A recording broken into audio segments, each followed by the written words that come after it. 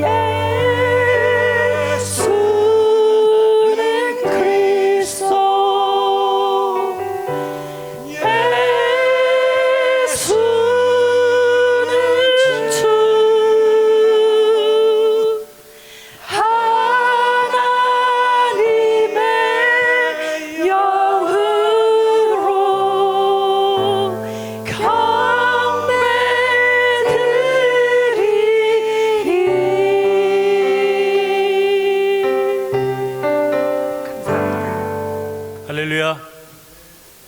할렐루야. 아멘.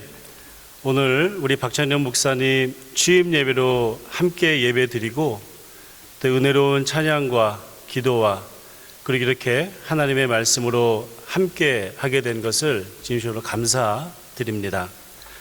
오늘 주신 말씀 사도행전 20장 28절에서부터 35절 말씀을 우리가 다 함께 읽었는데요. 우리가 이 시간 봉독한 말씀은 개역개정 버전이고요. 제가 이 말씀을 새번역 버전으로 다시 한번 읽어드리도록 하겠습니다. 말씀을 다시 한번 읽어드리는 것은 과연 이 말씀이 뜻하고 있는 것이 무엇인가, 우리가 이 말씀 가운데서 어떤 교훈을 얻어야 될 것인가, 특별히 담임 목사님을 취임하는 이 아름다운 자리에 이 하나님의 말씀, 특별히 이 사도 바울의 이 충고와 또 이 권면이 과연 우리에게 어떤 의미가 있는지를 다시 한번 깨닫기 원하기 때문입니다. 여러분은 자기 자신을 잘 살피고 양떼를 잘 보살피십시오. 성령이 여러분을 양떼 가운데서 감독으로 세우셔서 하나님께서 자기 아들의 피로 사신 교회를 돌보게 하셨습니다. 내가 떠난 뒤에 살아온 이리들이 여러분 가운데로 들어와서 양떼를 마구 헤아리라는 것을 나는 압니다. 바로 여러분 가운데에서도 제자들을 이탈시켜서 자기를 따르게 하려고 어그러진 것을 말하는 사람들이 나타날 것입니다. 그러므로 여러분은 깨어 있어서 내가 3년 동안 밤낮 쉬지 않고 각 사람을 눈물로 훈계했던 것을 기억하십시오. 나는 이제 하나님과 그 은혜로운 말씀에 여러분을 맡깁니다. 하나님의 말씀은 여러분을 튼튼히 세울 수 있고 거룩하게 된 모든 사람들 가운데서 여러분의 하여금 유업을 차지하게 할 수 있습니다. 나는 누구의 은이나 금이나 옷을 탐낸 일이 없습니다. 여러분이 아는 대로 나는 나와 내 일행에게 필요한 것을 내 손으로 일해서 마련하였습니다. 나는 모든 일에서 여러분에게 본을 보였습니다. 이렇게 힘써 일해서 약한 사람을 도와주는 것이 마땅합니다. 그리고 주 예수께서 친히 주는 것이 받는 것보다 복이 있다 하신 말씀을 반드시 명심해야 합니다. 아멘. 오늘 사도 바울이 이 말씀을 실질적으로 하신 장소는 밀레도라고 하는 항구입니다. 에베소 남쪽에 있는 도시이지요. 바울은 지금 유럽에 선교 여행을 다니다가 어디로 향하고 있냐면 예루살렘으로 향하고 있습니다. 그런데 그가 향하는 예루살렘은 좀 의미심장합니다. 왜냐하면 지금 이 예루살렘으로 가는 길이 어쩌면 그가 마지막이다라고 생각하는 죽음을 불사한 예루살렘 가는 길이기 때문에 그렇습니다. 그렇기 때문에 그는 마지막으로 가는 그 길에 자기 자신이 사역했던 교회들을 하나하나 이렇게 돌아보게 됩니다. 그런데 한 가지 이상한 것이 있어요. 왜냐하면 그가 에베소에서 들리지 않고 에베소에서 조금 남쪽에 위치한 밀레도에 와서 에베소 교회의 장로들만 불러 이야기하는 그 부분이 바로 오늘 우리가 함께 말씀을 묵상했던 바로 그 부분입니다. 에베소는 어떤 곳일까요? 에베소는요, 바울의 사역지 중에서 아주 중요한 장소였어요. 지도를 한번 보실까요? 맨 오른쪽에 보게 되면 우리가 너무나도 잘 아는 도시 안디옥이 있죠. 안디옥은 시리아 지방에 있는 도시입니다. 그리고 맨 왼쪽에 보면 고린도라고 하는 도시가 있어요.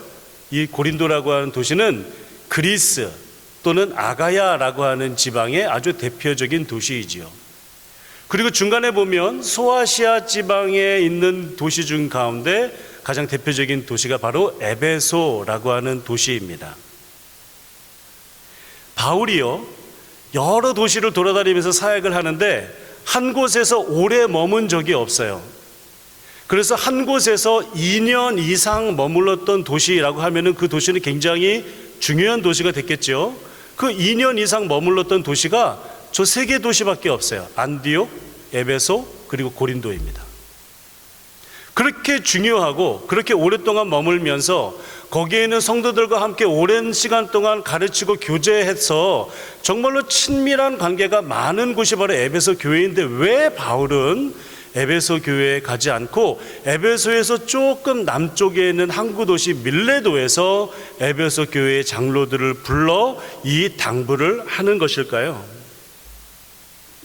에베소에서의 3년의 사역의 결과, 오늘 장로들을 불러서 얘기할 때 내가 3년 동안 여러분들에게 가르치지 않았습니까? 라고 했던 그 3년의 사역의 결과, 정말로 놀라운 것이었습니다. 그래서 그 에베소 지역에 있던 그 우상을 만드는 은장이 데메드리오라고 하는 사람이 소요를 일으켜서 굉장히 에베소에 큰 환란이 일어나게 돼요. 사람들을 잡아서 죽이려고 하고요. 그때에 그 데메드리오가 뭐라고 증언을 했냐면, 이거 큰일 났다. 이 에베소뿐만이 아니라 온 소아시아 전역에 이 새로운 교회의 영향력이 너무나도 크다. 이대로 두어서는 우리가 숭배하는 우리의 우상신이 아주 우습게 될 거야. 우리 우상신이 얼마나 위대한 우상신이야? 당장 일어나서 이 모임을 우리가 혁파해야 해. 그게 데메드리오의 증언이었어요. 그만큼 에베소는 에베소뿐만이 아니라 소아시아 전역에 영향력을 끼치고 있었던 곳이 바로 에베소 교회인 것입니다. 에베소 교회 중심으로 과연 어떠한 영향력이 있었는가 한번 살펴볼까요? 한번 지도에 있는 도시를 위에서부터 한번 다 같이 읽어볼까요? 왼쪽에 있는 도시부터 시작. 버가모, 서머나, 에베소, 그리고 그 밑에 밀레도, 그리고 다시 중앙의 오른쪽에 두아디라, 사데, 빌라델비아, 히에라볼리, 라오디게아, 골로새. 여러분, 여기에 있는 도시에 교회가 세워진 건데 이 교회의 이름이 여러분 익숙하지 않으십니까? 이 교회가 언급된 성경이 또 따로 있죠. 바로 요한계시록에서 마지막 세대의 교회에 당부하는 그런 이야기들이 바로 이 소아시아의 교회를 대표로 해서 이 요한계시록을 통해서 하나님께서 계시를 주신 거 아니에요? 그런데 그 교회가, 여기에 있는 모든 교회의 중심이 어디라고요? 에베소라고요. 에베소에서의 사역은 참으로 특이했습니다. 왜냐하면 사도 바울이 다른 곳으로 막 돌아다니지 않았어요. 에베소에서만 머물면서 에베소에서 그 지역에 있는 사람들을 오게 해서 거기서 제자 교육을 하고 말씀을 가르치고 묵상하고 하는 훈련을 에베소에서 했고요. 에베소에서 배운 그 복음의 진리를 다시 자기 고향으로 가서 복음을 전해서 생긴 교회들이 저런 교회예요. 실제로 골로새는요, 우리 신약 성경의 골로새서라고 하는 그 대상이 되는 교회인데, 골로새는 바울이 한 번도 방문하지를 않습니다. 그러니까 소아시아에서의 사역에서 이렇게 많은 영향력을 끼칠 수 있었던 것은 사도 바울이 에베소에서 오래 머물면서 거기에서 가르치는 사역, 제자 삼는 사역을 오래 했기 때문이에요. 몇 년간? 3년간이요. 그랬으면 다른 곳은 안 들려도 저 같으면 에베소는 꼭 들려서 거기에서 교회가 그만큼 얼마나 성장했는지, 무엇이 부족한지, 어떤 솔루션을 줄지, 또 어떤 기도를 해줄지 바울이 직접 방문해서 그런 조언을 해주고 싶었을 겁니다. 그런데 바울은 왜 그토록 중요한 에베소에는 가지 않았을까? 성경에는 이렇게 표현되어 있어요. 바울이 오순절 전에 예루살렘에 도착하고 싶어서 일정을 좀 이렇게 앞당기기 위해서 에베소에 들리지 않고 항구 도시인 밀레도로 직접 간 것이다. 과연 그게 다였을까? 저는 이런 상상을 해봤습니다. 만약에 바울이 에베소에 가서 교인들에게 제가 이제 예루살렘에 가는데 제가 예루살렘에 오늘 가면 어쩌면 다시 못 볼 수도 있겠습니다 라고 그렇게 얘기한단 말이에요. 그 여러분이 에베소 교회 교인이에요. 그러면 여러분은 저를 잡으실 거예요? 안 잡으실 거예요? 목사님 뜻이 그렇다면 뭐 예루살렘 가셔서 돌아가시는 것도 하나님의 뜻이라 생각을 하니 저희가 기도해 드리겠습니다 이렇게 하실 거예요? 아니면은 목사님 가지 마세요. 제가 여러분을 처음 봤지만 좀 여러분이 가지고 있는 사랑의 감정을 가지고 저를 보시면서 한번 생각해 보시란 말이에요. 목사님 가지 마세요. 지금 가시면 예루살렘 가시면 큰일 납니다. 지금 그 목사님에 대한 소문이 온 그 유대 지방과 소아시아에 소문이 다 나가지고 목사님 잡으려고 난리도 아니에요. 지금 가면은 정말로 못 따라오실 거예요. 가지 마세요, 가지 마세요. 그러실 거예요. 얼굴 여러분의 표정을 보니까 가라고 하시는 표정인 것 같은데. 네. 뭐 저는 가라고 해도 상관없지만 우리 박찬현 목사님한테는 그렇게 하시면 안 됩니다. 네. 박찬현 목사님이 만약에 마지막에 저 예루살렘 가면은 이제 못 볼 것 같아요. 그러면 어떻게 하실 거예요? 이제 표정이 좀 잡을 것 같은 그런 표정이에요. 아니에요? 여러분, 만약에 바울이 에베소에 갔다면 에베소 교인들이 놔주질 않았을 거예요. 그거를 바울이 알았을 거고요. 또 한 가지 이유가 있어요. 만약에 바울이 에베소에 등장을 했다? 만약에 그렇게 등장한 바울을 은장이들이 발견을 해서 또다시 소요를 일으켜서 저 사람 잡아야 된다라고 난리법석을 치면, 그래서 에베소 교회는 어떻게 돼요? 또 에베소 교회는 엄청난 핍박을 받고 엄청난 고난을 받을 거 아니에요?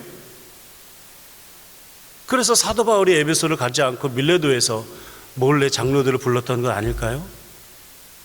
그러면은 사도 바울이 에베소에 가지 않고 밀레도에 간 이유가 무엇입니까? 그것은 바울이 에베소 교회를 정말로 사랑했기 때문이에요.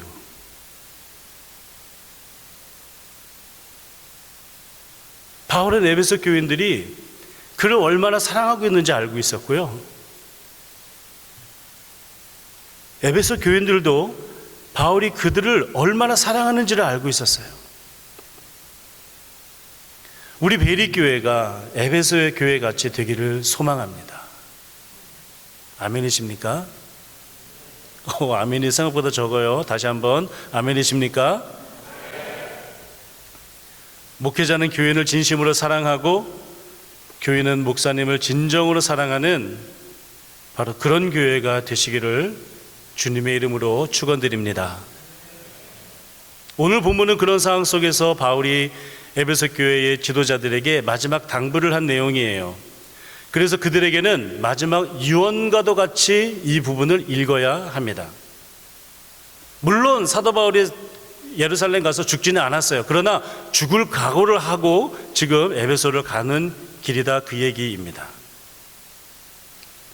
그래서 바울은 그들에게 아주 마음의 그 깊은 끝에서 올라오는 지침을 주기를 원했어요. 그리고 이 장면은 교회를 섬기는 리더십들에게 뿐만이 아니라 교회를 사랑하고 섬기는 우리 모든 성도들에게도 해당하는 말씀입니다. 이 말씀을 묵상하면서 든 생각은 그 전에 바울의 글답지 않아요. 굉장히 두서없고요, 같은 말을 계속 반복하고요, 굉장히 격정적인 그런 투로 얘기하는 것 같아요. 그래서 이 글은요, 우리가 해석하지 말고요, 그대로 그 말씀을 받아들이면 좋을 것 같아요. 바울이 전한 마지막 그의 당부는 어떤 것이든 간에 그것이 진심이고 그의 사랑이 가득 담겨있기 때문입니다. 오늘 본문은 28절부터이지만 사실 바울의 당부는 18절서부터 시작이 됩니다. 그 앞부분은 어떤 특징이 있냐면 나는으로 시작해요. 그런 패턴이 본문 직전에 27절까지 계속해서 10절 가까이 이어져요. 그리고 28절부터 32절까지는 여러분은 이라고 시작을 합니다. 그리고 33절부터 35절까지는 다시 나는으로 시작을 해요.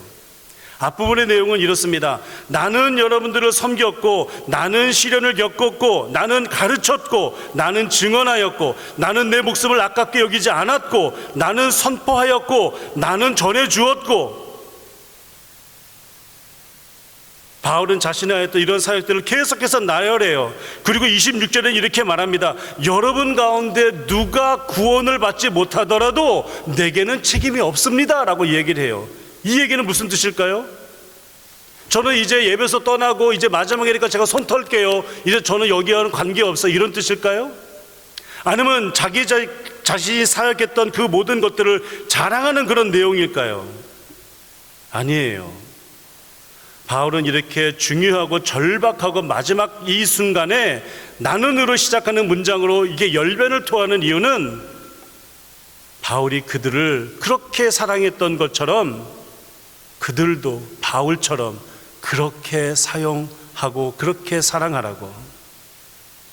바울이 나는 고난당했지만 전했고, 나는 고난당했지만 선포했고, 나는 고난당했지만 사랑했던 것처럼 이제 여러분은 여러분의 이름으로 내가 고난당하지만 사랑할 것이고, 내가 핍박당하지만 선포할 것이고, 내가 그렇게 교회를 섬기겠습니다, 그렇게 말해주기를 바랬던 것 아닐까요?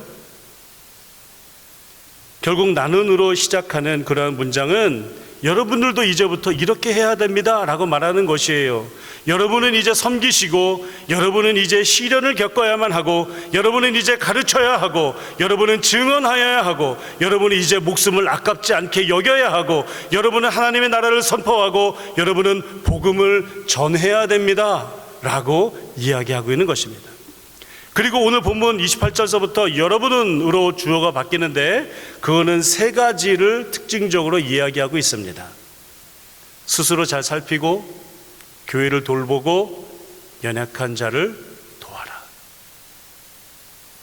첫 번째, 스스로를 잘 살피고 자기 자신을 스스로를 잘 살펴야 합니다. 우리가 말씀 읽었던 개역개정 성경에는 삼간다라고 표현이 되어 있어요.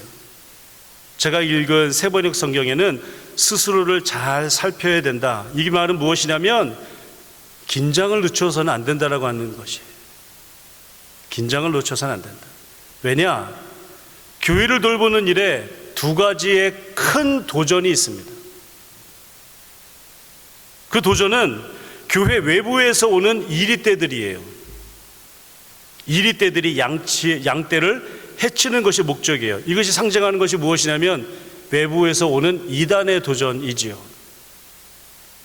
그뿐만이 아니라 두 번째 도전이 있는데, 이것은 교회 외부에서 오는 것이 아니라 교회 내부에서 솟아나는 어그러진 말을 하는 사람들, 이들은 교회를 나누고 자기의 세력을 만들려고 하는 사람들이라고 바울은 표현하고 있어요. 그래서 성도들은 긴장을 늦춰서는 안 됩니다. 교회는 그리스도의 사랑으로 하나가 되어야 되는 것이고 말씀으로 하나로 뭉쳐야 되는 것이 교회인데, 만약에 교회가 사분오열되면 그것은 제대로 쓸 수가 없다라고 성경은 말씀하고 있지 않습니까? 그러므로 바울이 긴장을 늦춰서는 안 된다, 너희가 삼가해야 된다, 스스로 너희들을 조심해야 된다라고 하는 이야기는 교회가 분열되는 것을 절대적으로 막아야 된다, 그 얘기를 하고 있는 것입니다. 세 번째, 교회는 연약한 자들을 도와주라 말합니다. 이 또한 그가 본을 보인 것처럼 하라고 말합니다. 스스로 텐트를 만드는 것은 자기 자신을 위한 것뿐만이 아니라 연약한 자들을 위한 것이었음을 밝히고 있습니다. 이처럼 스스로 잘 살피고 깨어서 교회를 돌보고 연약한 자들을 돕는 이러한 삶은 바울의 시대에나 오늘날 우리의 시대에나 다르지 않습니다. 그리고 바울이 마지막으로 에베소 교인들에게 한 이 유언과도 같은 말을 오늘 우리 베리 한인 장로교회의 다음 스텝을 준비하는 오늘의 현실 속에서 아주 중요한 말씀이 되는 것입니다. 그러면 이러한 일들을 하기 위해서 어떤 것이 필요할까요? 어떤 노력이 필요할까요? 아니면 어떤 프로그램이 필요할까요? 바울에게는 그 어떤 것이 전제되는 것이 아니었습니다. 바울이 마지막으로 그들에게 부탁한 내용은 바로 이것입니다. 나는 이제 하나님과 그의 은혜로운 말씀에 여러분을 맡깁니다. 하나님과 그 은혜로운 말씀에 여러분을 맡깁니다. 왜냐하면 하나님의 말씀은 여러분을 튼튼히 세울 수 있고 거룩하게 된 모든 사람들 가운데서 여러분으로 하여금 유업을 차지하게 할 수 있기 때문입니다 라고 바울은 고백하고 있습니다. 이제 여러분이 해야 될 일은 분명합니다. 그것은 여러분의 삶을, 믿음을, 앞으로의 삶을, 길을 하나님의 말씀에 맡기는 것입니다. 우리 박정렬 목사님께서 오늘 취임을 하시지만 부임하여 목회를 시작한 지는 제가 계산해 보니까 1년하고 2개월이 지난 시점입니다. 그동안 목사님께서 어떤 목회를 하셨을까 궁금해졌습니다. 그래서 제가 어제 교회 웹사이트와 교회 유튜브를 뒤지면서 베리 한인 장로교회에서 목사님이 어떤 목회를 하셨는지를 한번 살펴봤습니다. 그랬더니 사실 제일 눈에 띄는 건 뭐냐면 우리 조소은 집사님의 미용 봉사, 한 달에 2번 있는 미용 봉사, 도대체 어떤 은혜를 받으셨길래 그 재능을 이렇게 하나님 앞에 이렇게 선하게 쓰시는지 모르겠지만 어쨌든 그것이 제일 눈에 띄었고, 두 번째 눈에 띄었던 것은 무엇이냐면 목사님이 일주일에 매주 2번씩 다른 장소 다른 시간에 제자 교육을 하시는 것이었어요. 그리고 분명 그 제자 교육은 제가 가지고 있는 안테나에 의하면 아마 로마서 말씀으로 제자 교육을 하시는 것 같습니다. 그리고 매주 교사를 위한 교육을 일주일에 2번을 거의 빠짐없이 이런 사역을 해오시고 계신 것을 보았습니다. 지난 1년간 우리 박창영 목사님은 말씀 선포와 묵상과 성경 공부와 제자 교육과 이런 하나님의 은혜의 말씀에 여러분들을 계속해서 맡기는 작업을 했던 것이에요. 이 말씀을 계속해서 묵상하고 공부하고 상고함으로써 여러분의 삶이 이 하나님의 말씀과 동행하면서 살기를 원했던 것이에요. 특히 여러분들이 어떻게 믿고 어떻게 구원받았는지, 무엇이 하나님의 은혜인지를 로마서의 말씀을 가지고 계속 여러분들에게 던지고 도전하고 기회를 주셨던 거예요. 앞으로도 하나님 은혜의 말씀에 여러분을 맡기는 작업은 계속해서 진행해 나갈 것이에요. 왜냐하면 그것이 여러분을 튼튼하게 세울 수 있기 때문입니다. 그것이 여러분을 거룩하게 할 것이기 때문입니다. 그것이 여러분을 유업을 세워서 연약한 사람들을 도와줄 수 있는 힘이 그 하나님의 말씀 가운데 있기 때문입니다. 이제 베리 교회 성도들에게 질문합니다. 그 말씀을 따라 배우며 그 말씀을 따라 묵상하며 그렇게 걸어가며 여러분들의 삶을 하나님의 말씀에 맡기시겠습니까? 한 5분 대답하신 것 같은데요. 여러분의 삶을 하나님의 말씀에 맡기시겠습니까? 아멘. 이 말씀을 마치고 에베소 장로들은 바울의 목을 안고 웁니다. 그 울음이 의미하는 것은 그저 헤어지는 것이 슬픔이기 때문만은 아닙니다. 그 울음의 내용은 바울 선생님께서 사랑하는 이 교회를 이제는 저희가 잘 돌보겠습니다. 저희 교회뿐만이 아니라 이 지역의 교회 또한 저희가 잘 살피겠습니다 라고 하는 다짐이 그 울음 속에 녹아 있는 것입니다. 이 말씀에 여러분을 맡기시기를 소원합니다. 이 말씀에 여러분들이 순종으로 나아가시기를 소원합니다. 그렇게 주님의 피로 사신 몸된 교회를 잘 돌보시는 우리 모든 성도님들과 그리고 말씀으로 앞장서시는 우리 박창년 목사님, 그렇게 베리하는 교회는 걸어가기를 소원하는 것입니다. 그렇게 우리 베리하는 교회가 에베소 교회처럼 본인들의 교회뿐만이 아니라 베리 지역과 더불어 인근 지역에 선한 영향력을 끼치는 그런 교회가 되기를, 그런 목사님과 그런 성도님 그렇게 되시기를 주님의 이름으로 축원드립니다. 이 시간에 하나님 말씀 우리가 다 아멘으로 받았으니 이제 서약하는 시간을 갖도록 하겠습니다. 우리 취임하시는 우리 박창년 목사님과 안내신 사모님은 이 앞으로 나와서 서주시기를 바랍니다. 저를 보시고 오른손을 들고 저와 함께 서약하도록 하겠습니다. 예, 확신합니다. 서약합니다. 이렇게 대답하시면 됩니다. 그대가 베리 한인 장로교회의 담임 목사로 청빙을 받아 취임하는 것은 하나님의 영광을 위하여 헌신하고자 하는 진심에서 우러난 것으로 확신합니까? 그대는 본 교회를 담임하여 목사의 직무를 성실히 수행할 것을 서약합니까? 그대는 본 교회의 교우를 진심으로 사랑하며 올바르게 교육하고 교회의 화평을 도모하며 교회의 발전과 부흥을 위하여 최선을 다하기로 서약합니까? 손을 내려주시면 좋겠습니다. 이제는 우리 교우들과 저와 함께 서약하는 시간을 갖도록 하겠습니다. 우리 모든 교회들은 일어나 주시기 바랍니다. 우리 모든 교우들은 또한 동시에 오른손을 들고 저와 함께 서약합니다. 서약합니다로 대답하시면 됩니다. 베리 한인 장로교회의 교우 여러분은 박창영 목사를 담임 목사로 받기로 서약합니까? 교우 여러분은 목사의 교훈하는 진리를 받으며 치리에 복종하고 목사가 수고할 때 위로하고 협력하기로 서약합니까? 교우 여러분은 그가 본 교회 목사로 심우하는 동안에 목회 생활에 지장이 없도록 필요한 비용을 전담하기로 서약합니까? 손 내려주시기 바랍니다. 기도하겠습니다. 교회의 주인 되시는 아버지 하나님,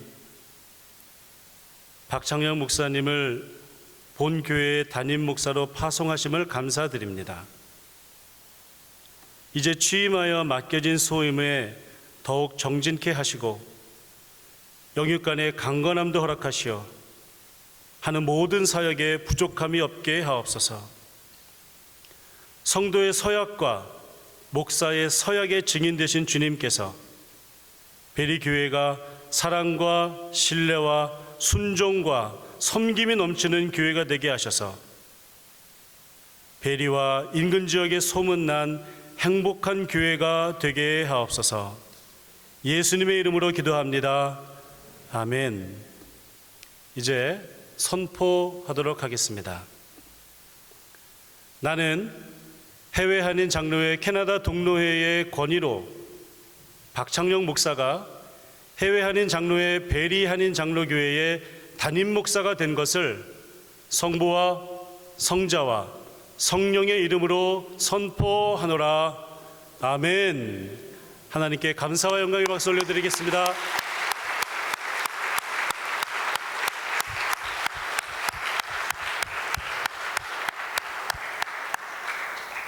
이제 박찬현 목사님 앞으로 올라오셔서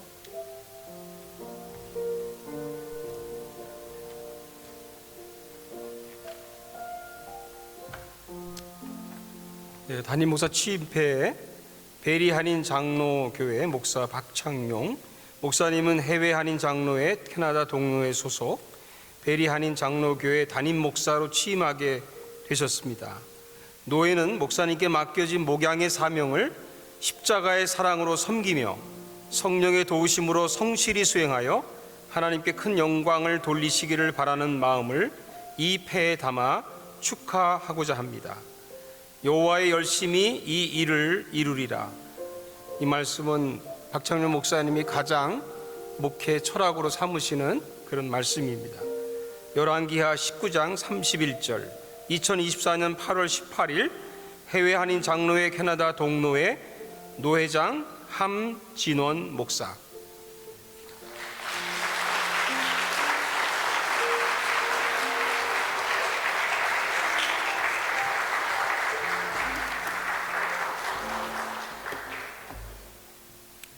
이제 임시 앉아 주십시오. 예.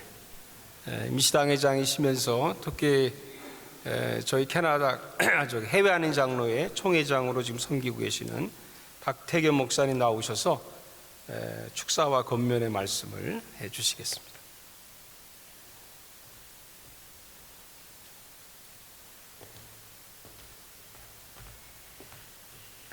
하나님의 말씀 한 절 보겠습니다. 시편 133편 1절 말씀입니다. 제가 읽어드리겠습니다. 보라, 형제가 연합하여 동거함이 어찌 그리 선하고 아름다운고. 아멘.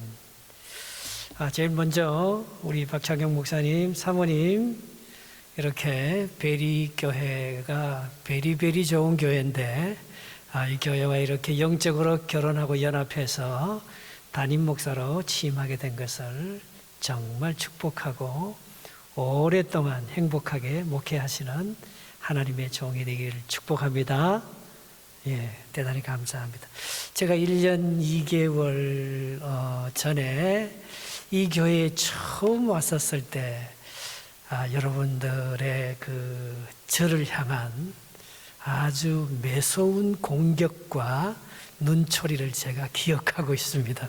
그때 여러분들은 이 교회는 굉장히 분노 지수가 높더라고요. 예. 저는 그냥 임시장회장으로 파송한 것 뿐인데 여러 가지 얘기를 해서 제가 참 많은 상처와 아픔이 있었는가 보다 그렇게 왔는데 1년 2개월이 지난 지금에 보니까 여러분들이 참 기뻐하고 또 이렇게 평안해하면서 온 교회가 하나가 되어서 우리 박 목사님을 담임 목사로 받는 이 모습이 정말 아름답고 행복해 보입니다. 예, 이것이 계속 지속되기를 축복합니다. 제가 오늘 얘기하고 싶은 것은 오늘 본문에서 말씀하시는 대로 형제가 연합하여 동거함이 어찌 그리 선하고 아름다운가.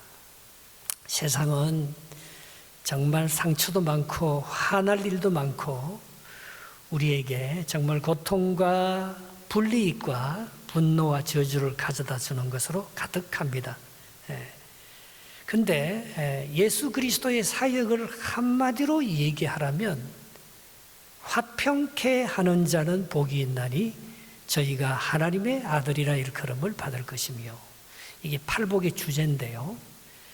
예수님의 주된 사역은 예수님이 가는 곳에는 평화가 이루어진다는 거예요. 참된 목자가 가는 곳에서는 공동체의 평화가 이루어집니다. 참 교회들마다 상처가 없는 교회가 없고 아픔과 과거와 어려움이 없는 교회는 아무 교회도 없습니다. 들어가서 보면 시기와 질투로 가득 차고요. 누가 이니셔티브를 잡고 교회의 주인이 되느냐. 특별히 우리 이민교회 가운데서의 아픔은 정말 말로 다 할 수 없습니다. 교회 안에서만 세상에서 한국에서 누려야 될 모든 성공과 가치를 여기서 다 이루어져야 되기 때문에 정말 이 교회를 통해서 많은 역사와 아픔이 똑같이 반복되고 일어날 것입니다. 그러나 그때 어떻게 하면 우리가 이 교회를 화평의 교회로 만들어서 하나님의 아들이라 일컬음을 받는 그런 축복의 공동체로 만들어내느냐. 그 첫 번째는 하나님과 함께 하는 것입니다. 목회자의 가장 큰 사명은 하나님이 함께 하느냐, 하나님이 함께 하지 않느냐, 여기에 관건이 달려 있습니다. 그 교회를 하다 보면 어려워지면 자꾸 사람하고 함께 하려고 하거든요. 내 인간적인 작전을 펴고 전화를 돌리고 그 사람을 매수하고 그 사람 밑으로 들으려고 하거든요. 그러면 목회는 끝이 나요. 목회는 사람 밑으로 들어가는 것도 아니고, 목회는 누구하고 짝짝쿵해서 그 사람 마음만 만족시키면 내 목회가 편안해지는 것도 아닙니다. 목회는 하나님과의 관계예요. 여러분 신앙생활 많이 해봤잖아요. 내가 모든 것을 얻었어도 하나님 한 분을 잃어버리면 실패해요. 그러나 내가 아무리 어려운 환난과 고통과 어려움이 많지만 하나님이 나와 함께 한다면 그건 성공입니다. 아무도 건드릴 수 없습니다. 목회는 하나님과 함께 하는 것입니다. 그러면 하나님이 기뻐하는 일을 하면 돼요. 항상 기뻐하라, 쉬지 말고 기도하라, 범사에 감사하라. 그리고 목사는 하나님의 말씀을 깊이 보는 사람입니다. 그래서 영적으로 훈련하고 묵상하고 깨달아서 내가 정말 하나님을 만나고 깨우친 그 하나님의 말씀을 교인들과 잘 나누면 화평이 일어나게 되어 있어요. 그러나 이 하나님의 말씀과 기도를 무시하고 다른 곳에 힘쓰는 그런 교역자는 어려움과 고통을 당하게 되는 것입니다. 다윗이 시편 4편 7절에 주께서 내 마음에 주신 기쁨은 곡식과 새 포도주의 풍성함보다도 더합니다.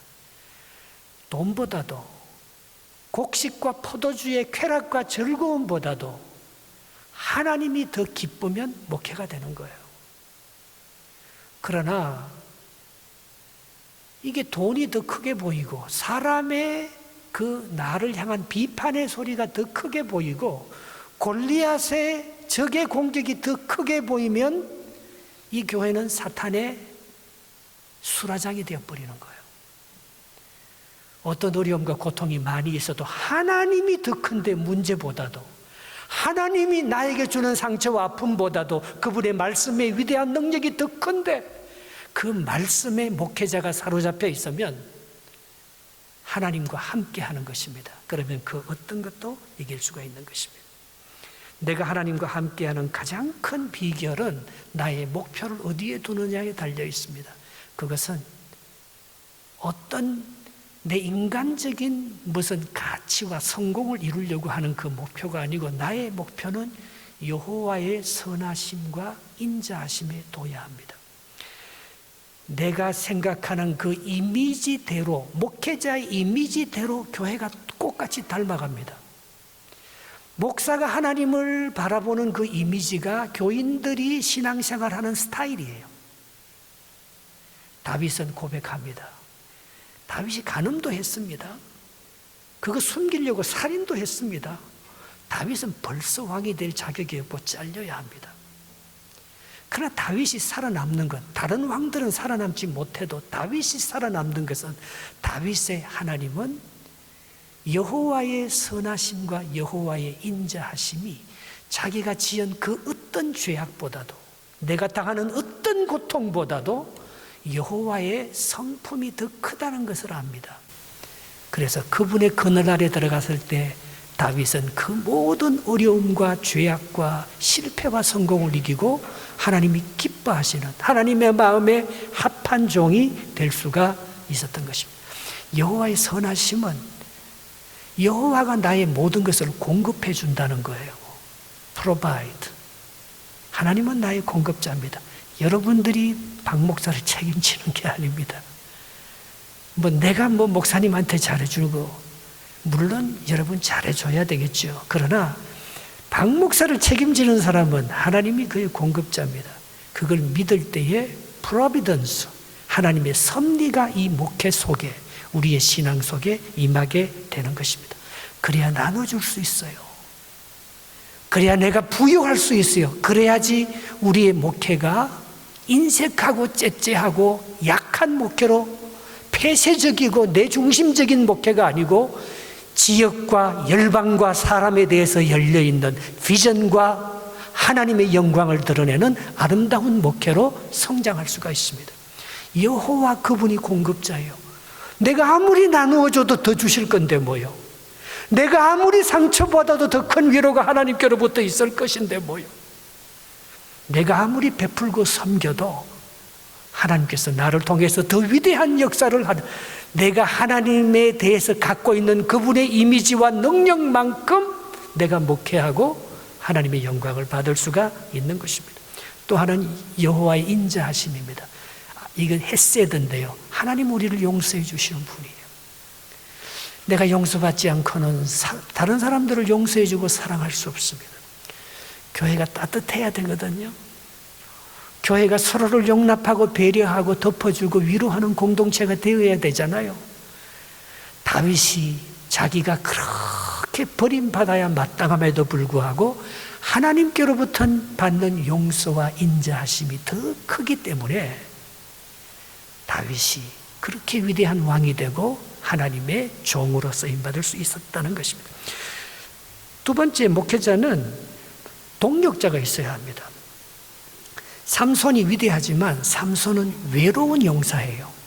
삼손이 특별한 계로 1000명을 무너뜨리고 300명의 여우를 끌어다가 꼬리를 붙여서 회를 달고 불을 붙여서 블레셋 들판을 초토화시키는 위대한 역사를 가진 게 삼손입니다. 그러나 삼손은 그 모든 역사를 혼자 한다는 거예요. 그래서 어디 가서 위로받으려고 하면 여자의 무릎 들릴라 밑에 가서 위로받으려고 합니다. 목회하면 지칩니다. 굉장히 바르게 목회하고 위대한 성공의 목회를 하면 더 많이 지칩니다. 스타가 되면 더 많이 외로워서 다 대마초나 음란이나 죄악으로 빠지는 거예요. 그게 성공하면 할수록 위험해지고, 조금 교회가 편안하고 잘 되면 잘 될수록 위험해지는 게 목회고 인간의 삶인 것입니다. 그걸 나눌 수 있는 동력자가 있어야 돼요. 오늘도 이 한 목사님 설교 듣고 제가 은혜 많이 받았습니다. 박치매 목사님이 이렇게 또 나이 들었는데도 또 이렇게 잘 이렇게 노예를 어리고하고 가는 게 참 좋습니다. 차지한 목사님이 꽃 들고 왔잖아요. 아무도 오늘 꽃 바친 사람 여기 이렇게 꽃 들고 와서 축하해주고, 이야, 이게 얼마나 큰 위로가 되고 동력이 있겠습니까? 다윗의 주위에는 다윗이 넘어질 때마다 다윗을 서포트해주는 동력자들이 있었습니다. 특별히 사모님은 더 외롭습니다. 여러분, 사모님을 너무 공격하지 마세요. 예. 목사가 외롭지 않아요? 목사는 손님이고요, 언젠간 떠날 사람입니다. 좀 불쌍히 여겨주세요. 여러분은 교회 주인이잖아요. 여러분 안 떠나잖아요. 여러분은 여러분끼리 다 똘똘 뭉쳐 있잖아요. 몫을 하나 매장시키기 쉽습니다. 이 목사가 불쌍하지 않습니까? 이렇게 사명 가지고 런던에서 여러분들을 사랑해서 하나님의 말씀을 전하려고 오고 사모님이 이렇게 수고하는데 따뜻하게 동력자처럼 그렇게 좀 잘 대우해 주세요. 목회자는요, 성도와 함께 하는 거예요. 정말 성도를 세워줘야 합니다. 이 목회자가 다 하면 안 돼요. 목회자가 다 해버리면 그게 뒤에 가서는 또 다 욕하는 거예요. 목회자는 성도를 세워주고 성도는 목회자를 세워주고, 그리고 위로는 여러분들이 위로를 많이 좀 해주고 목회할 수 있도록 서포트 해주면 참 오래오래 계시면 정말 좋겠지요. 예. 근데 목회자 스스로 사모님도 그렇고 위로받을 수 있는 곳을 찾고 동력자 목회자들을 찾아, 이게요, 힘이 딸리면 원망하는 거예요. 영적인 힘이 딸리는 것은 위로자가 다 베풀기만 하면은 죽습니다. 예. 내 것도 좀 챙기면서 새로운 것을 얻을 때 목회자가 힘을 얻고 끝까지 할 수 있는 거지요. 예. 스스로 그걸 잘 개발해야 돼요. 그리고 그런 믿음의 동력자들이 있어서 위로받고 밀어주고 베푸는 그런 은혜가 있을 때에, 우리 베리교회가 정말 우리 노예 안에서도 이렇게 기쁨이 되고, 이 소문이요, 금방 납니다. 박 목사님이 이렇게 와서 새롭게 시작하는 베리교회가 정말 온 교회와 하나가 되어서 아름다운 하나님의 역사와 기쁨과 사랑의 교제를 넘치는 그런 교회를 만드는 베리베리 굿, 과일 중에 최고는 베리입니다. 베리를 먹어야지 다 사는데, 여러분의 교회가 우리 이민교회와 우리 노회와 이 지역사회 모든 사람들에게 베리의 아름다운 열매를 공급해주는 축복의 사람들이 되기를 주님의 이름으로 축원합니다.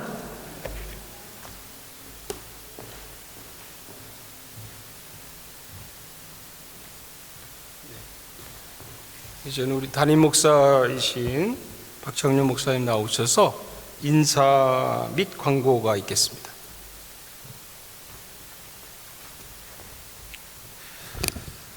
우리 함께 하신 귀한 성도님들 한 분 한 분 주 이름으로 축복하고 사랑하고 감사합니다.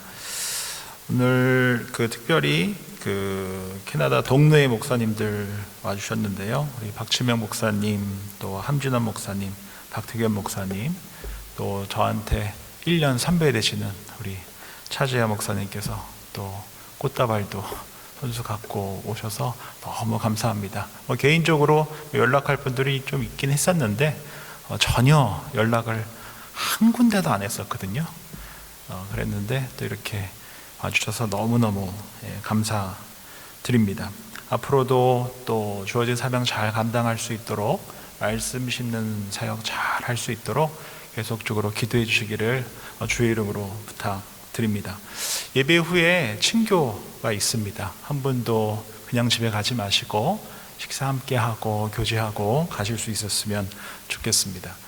또 예배 후에 우리 데니엘 아빠 되시는 분께서 오늘 사진을 기가 막히게 찍어 주실 것 같아요. 그래서 우리 노회원 사진 찍고 조금 불편하시겠지만 한 번도 뺏지 마시고 우리 오랜만에 단체 사진 함께 찍고 나서 우리 친교 모임 갖도록 하겠습니다. 또 오늘 미션 캐나다인가요? 미션 토론토, 미션 캐나다에서도 오셔서 사진도 찍어주시고 또 아마 기독 신문에도 이렇게 실어주실 것 같은데 다시 한번 감사드립니다. 감사합니다.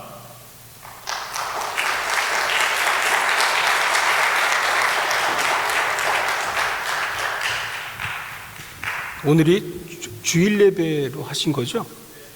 헌금 하셨죠? 헌금 안 하신 분들은 헌금을 꼭 하십시오. 그 뒤에 보니까 제가 바구니가 있었는데, 그래서 그 순서가 좀 빠져 있어서 이따 마지막 찬송 부를 때 뭐 헌금위원 한 분이 가지고 앞으로 나오시면 우리 총회장이신 박태균 목사님이 축도하기 전에 헌금 기도도 축복 기도 해주시고 축도까지 이렇게 해주시면 고맙겠습니다. 그럼 되겠죠? 네. 축하하실 분 있어요? 꽃다발 아까 갖고 오신 분이 있다는데 없습니까? 뭐 선물 갖고 오신 분들 갖고 왔는데 나중에 드리시는 분이 계신가 봐요. 그러니까 이제 지금은 있습니까? 꽃다발 있어요. 그럼 목사님 사모님 앞에 나오시고 우리 교회에서 대표로 아마 꽃다발 드리신다는데 이거 꽃 앞에 쓰세요. 꽃 같은 목사님과 사모님 축하 한번 해주세요.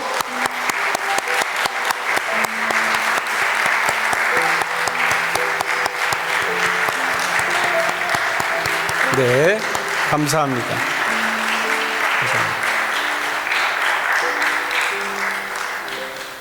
네, 꽃다발을 못 갖고 오셨지만 뭐 선물을 또 따로 드리고 싶으신 분들은 개인적으로 드리셔도 꼭 받으실 거예요. 네, 그렇게 하니까 그렇게 해주시기를 부탁을 드리겠습니다. 밥 주는 거죠 오늘? 끝나고 밥을 준답니다. 가지 마시고 맛있게 드시고 가십시오. 뭐 제가 사실 목사님 양력을 소개를 또 빼놨어요. 그런데 여러분 이제 주보에 보시는 것처럼 그 낙스 대학에서 칼리지에서 MDB 졸업하셨고 아주 그 훌륭한 저희들이 참 그 존경한 목사님 밑에서 이렇게 사역을 하셨어요. 너무 귀하고 토론토에서도 마찬가지시고 그래서 베리 한인 장로교에 이렇게 부임하게 된 거에 너무 감사하고 목사님 떨어진 좀 뭐 그렇게 떨어지지 않았지만 베리 지역에 우리 KPCA의 또 캐나다 동로에 이 베리 교회가 굉장히 오래 역사가 된 교회인데 목사님 통해서 참 큰 부흥이 있기를 간절히 바랍니다. 아멘 하신 분만 축복이 있기를 바랍니다. 예, 우리 그럼 다 같이 자리에서 일어나셔서 우리 210장 시온성과 같은 교회 부를 때 헌금위원 한 분이 좀 헌금을 앞으로 가져오시고 우리 총회장님 나오셔서 축도 감사 기도까지 해주시겠습니다.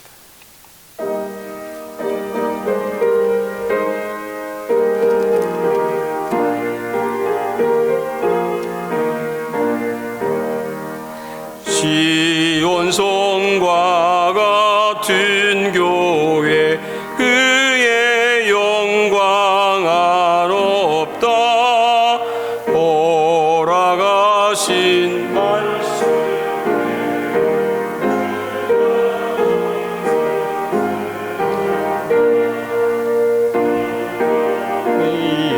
예세 흔들 자가 누구랴 모든 원수의 워사도 아무 근심 없도다 생명샘이 솟아나와 모든 성도 마시니 언제든지 흘러넘쳐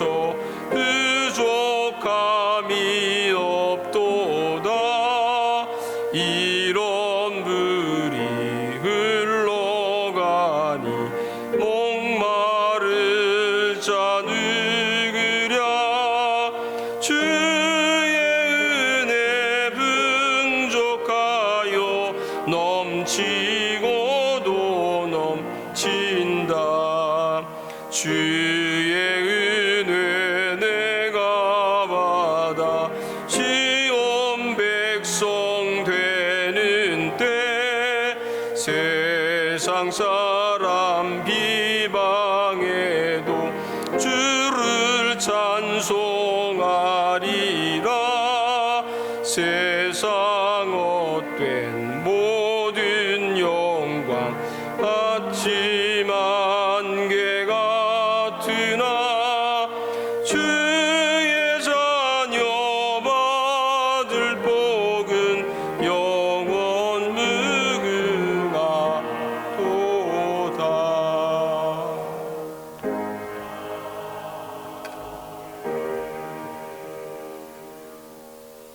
주는 자가 받는 자보다도 더 복되다고 말씀하신 하나님, 이 베리교회가 가장 좋은, 세상에서 가장 행복한 사람들이 모인 교회이오니 이 교회가 베풀고 나눌 때마다 이 지역 사회가 하나님의 사랑과 만족함을 누리며 주님의 은혜에 젖어져서 이 땅의 모든 사람들이 주께로, 베리교회로 돌아오는 놀라운 역사가 있을 수 있도록 이들이 바친 헌금에 기름 부어 주시옵소서. 저들의 기업이 복되고 잘되어 하나님의 나라의 정인들이 되게 하시고, 저들의 자녀와 후손들이 잘 되어서 하나님의 영광을 드러내는 주의 종들이 되게 해 주시옵소서. 아프고 병든 자들마다 위로하시고 치유해 주셔서 하나님이 만지시는 손길로 회복되고 하나님의 나라의 귀한 정인으로, 간정자로 세워져서 날마다 이 베리교회를 통해서 하나님의 베푸시는 손길을 더듬는 많은 위로자들이 생겨나게 해 주시옵소서. 이제는 교회의 머리가 되신 예수 그리스도의 은혜와 우리를 포기하지 아니하시고 끝까지 사랑하시는 하나님 아버지의 극진하신 아가페적인 사랑과 좌절하고 넘어져 다시 일어나지 못하는 어둠 속에 갇힌 저희를 보듬어 주시고 위로해 주시는 성령 하나님의 놀라운 역사하심이 오늘 베리교회와 다시 한번 영적으로 결혼하여 이 교회 담임 목사로 세움을 받은 박창영 목사님과 사모님, 그리고 이들과 더불어서 아름다운 화목의 목회, 하나님의 영광의 목회를 새롭게 결단하며 아버지의 이 지역을 복음화하고 이 이민사회와 열방 가운데 하나님의 살아계심을 드러내고자 결단하고 돌아가는 우리 베리교회에 속한 모든 성도들과 이 베리교회를 끝까지 지켜보며 함께 기도하는 사랑하는 캐나다 동노회, 또 수고하는 우리 노회장님, 우리 서기님, 그리고 이 노회에 속한 우리 캐나다 동네의 모든 산하의 교회들과 그들의 지체들과 사역 위에 이제로부터 영원까지 함께 하시기를 간절히 축원하옵나이다. 아멘.